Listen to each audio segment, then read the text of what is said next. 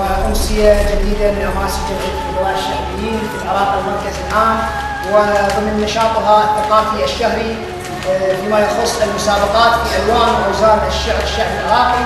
اليوم راح تكون المسابقة عن الموال الزهير، وإن شاء الله اليوم المشاركين يعني حد 12 مشارك، أما المشاركات اللي قدمت أكثر من هذا العدد. إذا على بركة الله نبدأ المسابقة لهذا اليوم. أول المتسابقين والشاعر المعين الفراتي.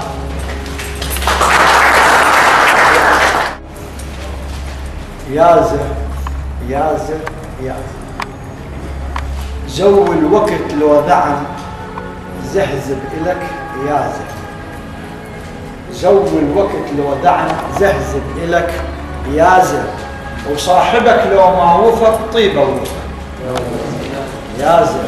الكرم مو بس هلا يازر، بعد يازر ربك رحيم ورسم للي يندبه منجله، وتبقى تهل الدمع كل عين له منجله. صاحب صحيب يظل باشط إلك منجله، دنياك نقطة حياة كافي اللعب يازر. شكرا للشاعر الفراتي. والمتسابق الثاني والشاعر عبد الرحمن الشطر.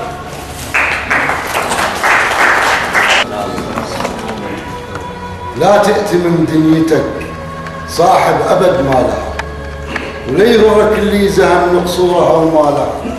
لو تسأل على الجرح هذا الجرح مالها، وهواية مثل انجرح وعبى الهموم وشال، والزمن ياما كسر بيها ايادي وشال. تاليها تصبح نحت وصار فيها بس وشال، وبيدك تقول لك اخذ مني السفر.